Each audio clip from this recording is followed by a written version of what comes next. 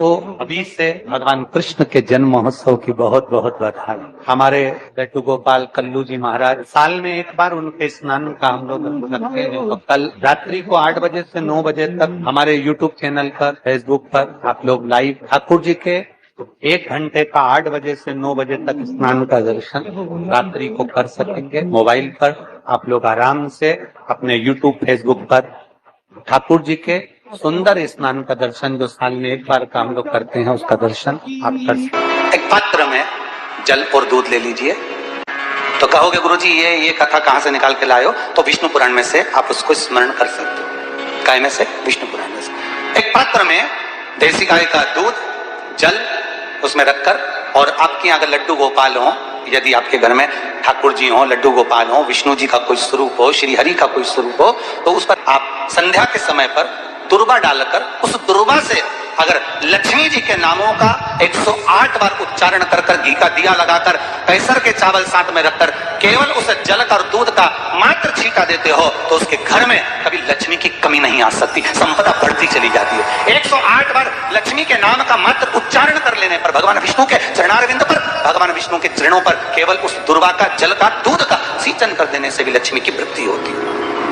आपके घर में छोटे से ठाकुर जी हैं, आपके घर में छोटा सा कन्हैया है, और छोटे से कन्हैया जो पुराने समय का है, उसको नेत्र भी लगाने की जरूरत नहीं है, क्योंकि उसके नेत्र हैं। और मान लो तुमने इतना बड़ा कन्हैया ले लिया, तो अरे बोलो तो जम के जरा, और उसका कोई एक नेत्र कहीं गिर गया, एक नेत्र कहीं चले गया, तो फिर दूसरा नेत्र लगाना पड़ेगा कि नहीं लगाना पड़ेगा? और अगर एक नेत्र पर रखोगे तो अच्छा लगेंगे कि ठाकुर जी? नहीं। तो नेत्र होना, जितनी बड़ी मूर्ति होती है, जितना बड़ा स्वरूप होता है, जितना बड़ा शिवलिंग होता है, जितनी बड़ी मूर्ति की स्थापना होती है, उतनी उसमें सेवा की और भाव की जरूरत पड़ती है। भगवान विष्णु ने जाते हुए शिव बाबा को देखा। शंकर भगवान से, भगवान नारायण ने कहा आप कुछ कहेंगे नहीं? भगवान शंकर कहते हैं नारायण चिंता मत करो, ये बद्रिकाश्रम में जो आएगा चने की दाल चढ़ा कर जाएगा, चने की दाल को मंदिर के पीछे बैठकर ओम नमः शिवाय बोलकर जो नारायण को समर्पित करेगा, उसके मनवांचित फल को मैं 3 महीने में पूरा कर दूंगा, उसके मन की कामना को मैं 3 माह में पूर्ण कर दूंगा। आज भी नियम है, चने की दाल को लेकर जाते हैं, बद्रिकाश्रम के मंदिर के पीछे बैठकर चने की दाल को लेकर ओम नमः शिवाय का जाप करते हैं। 7 बार ओम नमः शिवाय बोलकर चने की दाल वापस घूमकर भगवान विष्णु को समर्पित करी जाती है, तो 3 महीने में मनोकामना पूरी हो जाती है। भगवान की मूर्ति जितनी छोटी होगी उतना सुख देती है, जितनी बड़ी हो जाएगी उतने लाड़ की जरूरत पड़ जाएगी, उतने लाड़ की जरूरत।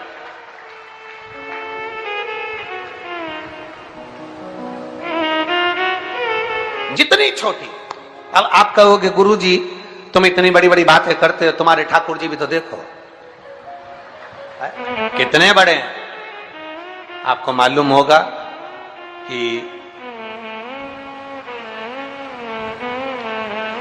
इंदौर में कथा थी, बहुत साल पहले, 20-1 साल पहले की बात होगी, 20-22 साल के पहले की। इंदौर के सेठ जिनके पास में ठाकुर जी थे, और उनके कोई गुरुजी, अब गुरुजी तो गुरुजी होते हैं, उन्होंने कह दिया इतनी बड़ी मूर्ति घर में नहीं होना चाहिए।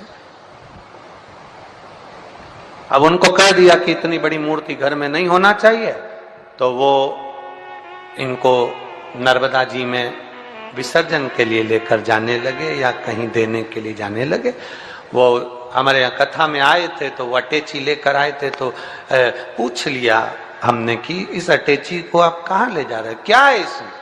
उन्होंने कहा इसमें लड्डू गोपाल है ठाकुर जी। हमने कहा कहाँ ले जा रहे हैं? हमारे गुरुजी ने कहा इतनी बड़ी मूर्ति घर में रहती है ना, तो तकलीफ होती, इसलिए हम इनको नदी में, नर्मदा जी में छोड़ने के लिए या आश्रम पर किसी के यहाँ देने के लिए जा रहे हैं। तो हमने कह दिया लाडला है, कहाँ इसको नर्मदा के जल में आप छोड़ोगे, हमको दे दो, हमारे साथ कथा में चलता रहे, आनंद से श्रवण करता रहे, भक्ति करता रहे। और क्या लाडला है वो, उसका नाम हमने कल्लू रखा, हमारा कल्लुआ है, लाडला। जय हो। सोमवार की अष्टमी पड़ जाए,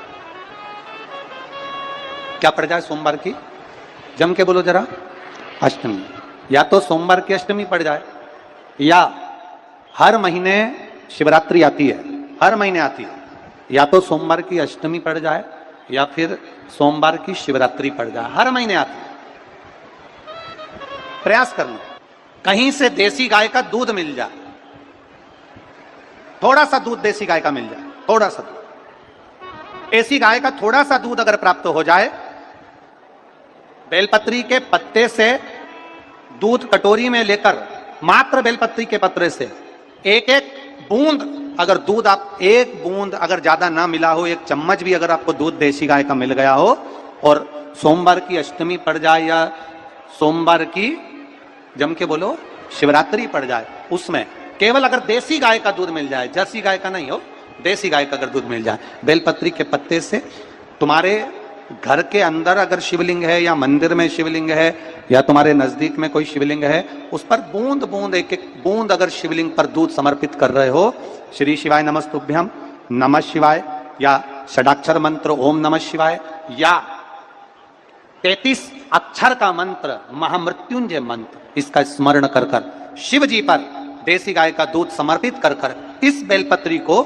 अशोक सुंदरी वाली जगह पर अगर आप समर्पित कर देते हैं, फिर आप जिस भी चीज के लिए अप्लाई करें, मेरा देवाधिदेव महादेव आपका हाथ पकड़कर खींचकर आगे बढ़ा ही दे।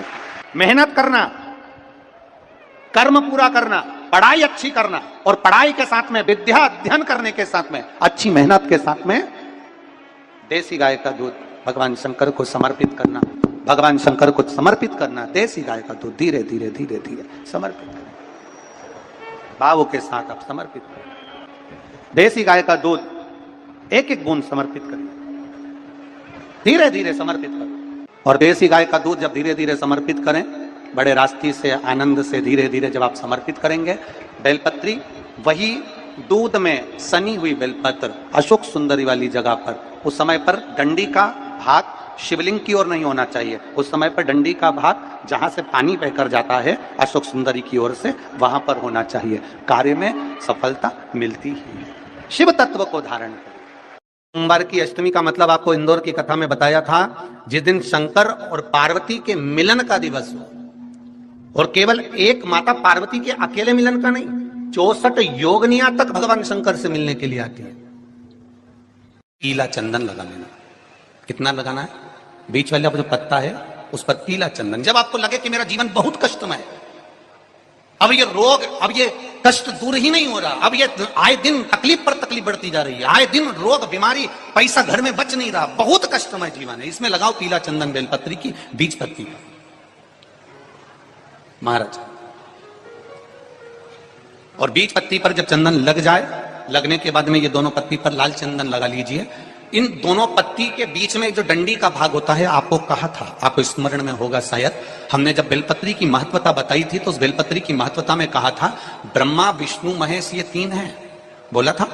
बीच में ये बड़ी पत्ती से लेकर जो 2 पत्तियां होती हैं, इनके बीच में जो जगह बचती है, इसमें मां पार्वती के 64 योगनियां, मां पार्वती अपनी पूर्ण सिद्धि के साथ में जितनी भी देवी के स्वरूप हैं, वो माता 64 योगनियां देवी के स्वरूप में यहां पर विराजमान होती हैं। 2 पत्ती के नीचे से जो डंडी होती है नीचे तक, ये पूरी डंडी में 33 कोटि देवी देवताओं विराजमान होते हैं इस पूरी डंडी के अंदर। तो ये बीच वाली पत्ती है, ये जो बीच वाली पत्ती का जो भाग होता है, इस पत्ती के भाग में शहद का प्रयोग कर कर, यहां पीला चंदन, लाल चंदन, शहद का प्रयोग कर कर, इसी तरह से पकड़कर ये बेलपत्री की जो डंडी है वो अशोक सुंदरी पर जब आप समर्पित करें, तो जहां से जल बहता है उस ओर पर इस पत्ती को चढ़ाकर केवल आपके हृदय की बात कहकर देवाधिदेव महादेव से कोई भी शिव जी का मंत्र, पंचाक्षर नमः शिवाय, षडाक्षर ओम नमः शिवाय, श्री शिवाय नमस्तुभ्यम, या महामृत्युंजय मंत्र, जो शिव का मंत्र हो आपके पास में, उसको बोलते हुए देवाधिदेव महादेव को धीरे धीरे जल की धार चढ़ाना प्रारंभ करो। जल की धार जब पूर्ण होने लगे, उसमें थोड़ा जल बचे, तब अशोक सुंदरी पर जो तुमने बेलपत्र चढ़ाई है वहां उस जलधार को चढ़ा। ये प्रयोग आपको केवल सोमवार की अष्टमी पढ़ने पर ही करना है। कौन से दिन करेंगे? जम के बोलिए जरा। सोमवार की अष्टमी पढ़ने पर यह प्रयोग करें, और जल चढ़ाकर बाबा से विनती कर कर उसी बेलपत्र को वापस उठाकर कहीं जलाशय में या किसी पेड़ के नीचे विसर्जन कर दें और 1 लोटा जल वहां भी चढ़ा दें। बस निवेदन कर कर आ जाइए, मेरा बाबा 3 माह के अंदर हाथ जरूर पकड़ेगा और आपको दलदल से बाहर निकाल देगा। हमें बताया था जिस दिन शंकर और पार्वती के मिलन का दिवस हो, और केवल एक माता पार्वती के अकेले मिलन का नहीं, 64 योगनिया तक भगवान शंकर से मिलने के लिए आती है। पीला चंदन लगाना, कितना लगाना है?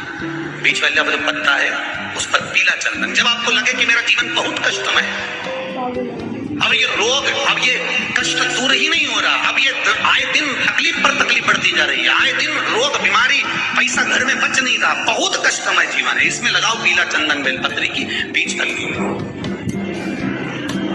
महाराज। और बीज पत्ती पर जब चंदन लग जाए, लगने के बाद में ये दोनों पत्ती पर लाल चंदन लगा लीजिए। इन दोनों पत्ती के बीच में जो डंडी का भाग होता है, आपको कहा था, आपको स्मरण में होगा शायद, हमने जब बेलपत्री की महत्वता बताई थी तो उस बेलपत्री की महत्वता में कहा था ब्रह्मा विष्णु महेश ये 3 है, बोला था। बीच में ये बड़ी पत्ती से लेकर जो 2 पत्तियां होती हैं, इनके बीच में जो जगह बचती है, इसमें माँ पार्वती के 64 योगनिया, माँ पार्वती अपनी पूर्ण सिद्धि के साथ में जितनी भी देवी के स्वरूप हैं, वो माता 64 योगनिया देवी के स्वरूप में यहाँ पर विराजमान होती हैं। 2 पत्ती के नीचे से जो डंडी होती है नीचे तक, ये पूरी डंडी में 33 कोटि देवी देवताओं विराजमान होते हैं इस पूरी डंडी के अंदर। तो जो बीच वाली पत्ती है, ये जो बीच वाली पत्ती का जो भाग होता है, इस पत्ती के भाग में शहद का प्रयोग कर कर, यहाँ पीला चंदन, लाल चंदन, शहद का प्रयोग कर कर, इसी तरह से पकड़कर ये बेलपत्री की जो डंडी है वो अशुक सुंदरी पर जब आप समर्पित करें तो जहां से जल बहता है उस ओर पर इस पत्ती को चढ़ाकर केवल आपके हृदय की बात कहकर देवाधिदेव महादेव से कोई भी शिव जी का मंत्र, पंचाक्षर, नमः शिवाय, षडाक्षर, ओम नमः शिवाय, श्री शिवाय नमस्तुभ्यम, या महामृत्युंजय मंत्र, जो शिव का मंत्र हो आपके पास में, उसको बोलते हुए देवाधिदेव महादेव को धीरे धीरे जल की धार चढ़ाना प्रारंभ करो। जल की धार जब पूर्ण होने लगे, उसमें थोड़ा जल बचे, तब अशोक सुंदरी पर जो तुमने बेलपत्र चढ़ाई है वहां उस जलधार को चढ़ा। ये प्रयोग आपको केवल सोमवार की अष्टमी पढ़ने पर ही करना है। कौन से दिन करेंगे? जम के